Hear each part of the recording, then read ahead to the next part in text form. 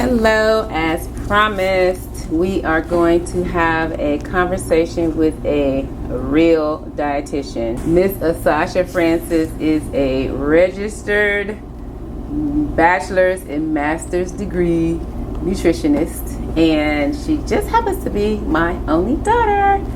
And so we're going to talk about nutrition and the aging woman, nutrition and hair. So without further ado, let's get started. I wanted to mention to you that I did not have my coffee today because I am trying not to drink coffee every day, but it's hard. So I want to ask Asasha, is coffee bad for you? Coffee every day, is it bad for you? So I don't technically believe in bad foods per se, but there's nothing wrong with having coffee every day. People drink tea every day. I don't know why coffee gets, the bad rep that it does. I think it has to do with the caffeine more than anything, but people drink tea every day and there's caffeine in tea. You drink soda, there's caffeine in soda. So I don't necessarily think that there's anything wrong with it. If you have heart issues, then maybe you probably shouldn't drink it every day, but you can have decaf. But outside of that, there's nothing wrong with having a cup of coffee every day. Is coffee bad for your hair? I don't think that coffee would be bad for your hair, simply because if it's something that you can have in a regular diet, it shouldn't impact your hair. Okay, cool. I don't know the research, but I wouldn't say that coffee is bad for your hair. Okay, so then I should have had my coffee today. Because for some reason in my mind, drinking coffee every day is bad, but I just like it. Oh my God. It affects different people different ways. Yeah. Like if you feel like drinking coffee elicits a certain response, then maybe you shouldn't drink it as often. But like I can tell when I've had an overload, but I'm wondering if my coffee drinking has caused my ears to ring. I'm still on the fence about that. Let's jump into it.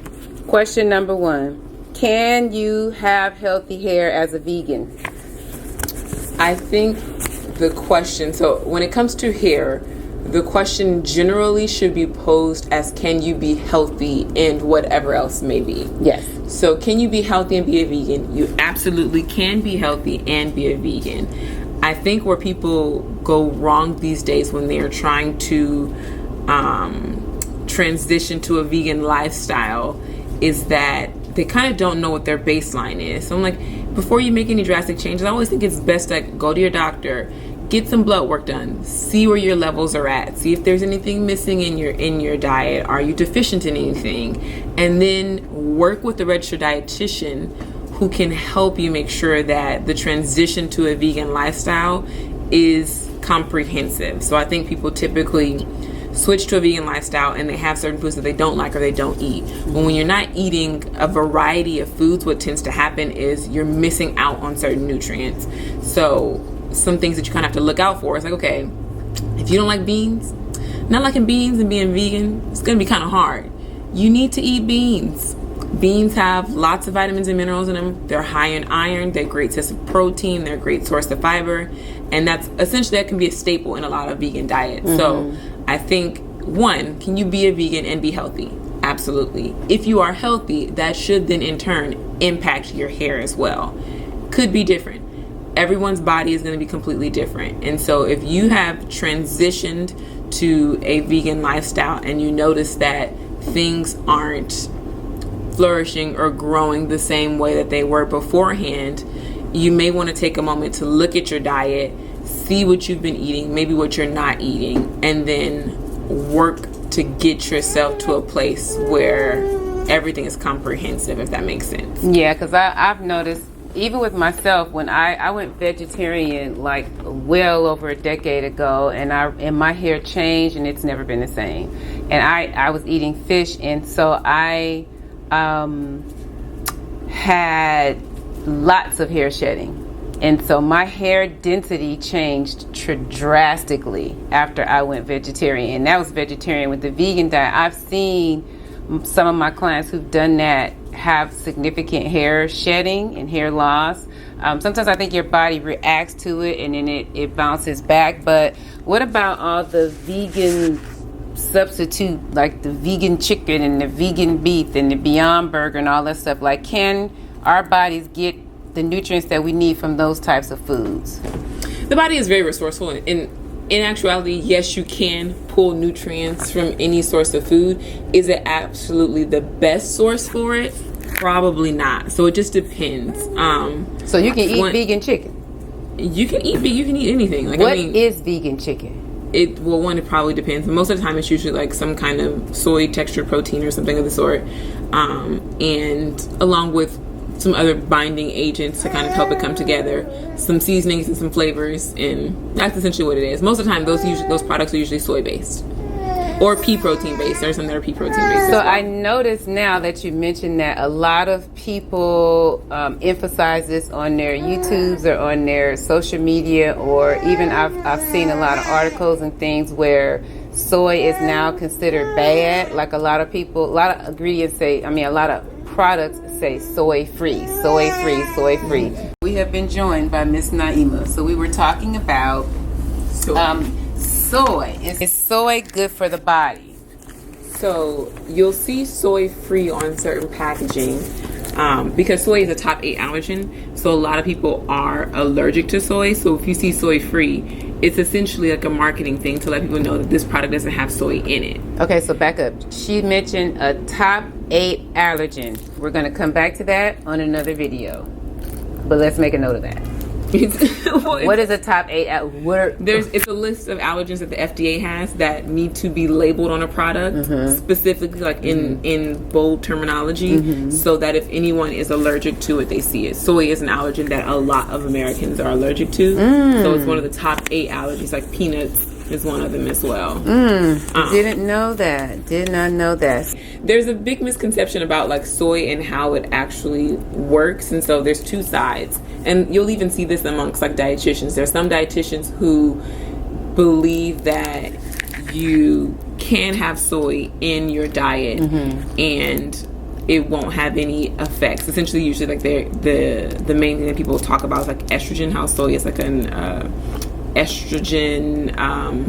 I'm saying this wrong, but it has something to do with how soy, steroestrogen or something like that, where soy is a plant version that mimics estrogen, so it can impact your hormone levels essentially. So you have some people who say that you can, and there's some that say that you should limit it or that you shouldn't have a lot of it. Bottom line, soy is a great source of protein, especially if you're vegan or vegetarian. It does have calcium in it. Like, it has other vitamins and minerals in it as well. And if you look at certain cultures, they've been eating soy products for a long time. And it, especially like in the Asian community or Asian cultures, if you look at like traditional Asian cultures, they're typically very healthy people and they eat lots of vegetables and soy or tofu type products. So I think that there is room and there's space for soy to be in your diet. If, again, someone eats it and they find that it doesn't work well with them, that's personal, and that is a case study of one. But for the general public, eating soy isn't going to harm you. This particular item right here, I was kind of annoyed, I must say, because I'm like, what the heck? Rice water. Crickets. Okay, where did rice water come from? Like, rice water? Really? So, from a professional, does rice water benefit your hair? So this question is kind of funny, because I think this question actually helped me see how hair and food are very parallel with one another, in the sense that when there is a new trend, it takes off. And anyone can essentially be like an expert in hair. Anyone can be an expert in nutrition when it comes to certain things. And I think like YouTube University is great. It's very interesting. I always like to kind of YouTube see University, what's out there. That's hilarious. But because of who I am, being a dietitian, I actually went to look for like research articles on rice water and hair to see if there is any validity to it. And what I found was that a lot of this came from like a small indigenous culture, and the study that was done was an observational study. So like, when you're looking at research or studies, you want what's called like double-blind placebo. That's like where you can say that this certain thing causes this. Like, there's a cause and effect. So you can pinpoint what the actual thing is that's going to provide you a benefit for it. Yes. So this is observational. So all they're doing really is just looking. Yes. So they're looking to seeing like what the women do. They're also probably looking at just one thing. So yes, they may be rinsing their hair with rice water, but what else are they doing? How are they living? What are they eating? What other lifestyle factors impact that and what it does? So you see certain things and you take it and it becomes a trend. And so some people may be using rice water or rice water products and it may be working for them. Why would it work for them? Because it's water. I mean, I think a lot of times water is usually, people's hair is thirsty and it's dry, so they probably need water, and that's like the benefit that you're seeing. Same thing when it comes to nutrition. I think if you follow the basics of like healthy hair care and the basics of what a good solid diet is for you, you're going to see benefits and you're going to see results. And I think if for nutrition particularly, if there was one specific magic food or magic nutrient, we would know it already. But also, it is very hard to do nutrition research and make sure that there's a cause and effect for everything, which is why most nutrition information is generalized, because if you follow this type of pattern, more than likely you're going to have healthy habits or you're going to have a healthy lifestyle. I did some research also, and I found the same thing. It was an indigenous community of people, and they had very long hair, but it's not just the rice water. What else were they eating? What else were they doing? Like, all those things played in factor in. And so from a licensed professional of 30 years and a registered dietitian, if there's some rice water products out now, and there are, probably what's mixed in them, because it's not just rice and water. You could do that at home yourself. So whatever conditioners have been added into that, whatever proteins and other things that's been added into that, is probably what your hair is reacting to also. Just rice and water itself, Most likely it's gonna be starches and maybe trace minerals and vitamins. sorry. It's just gonna be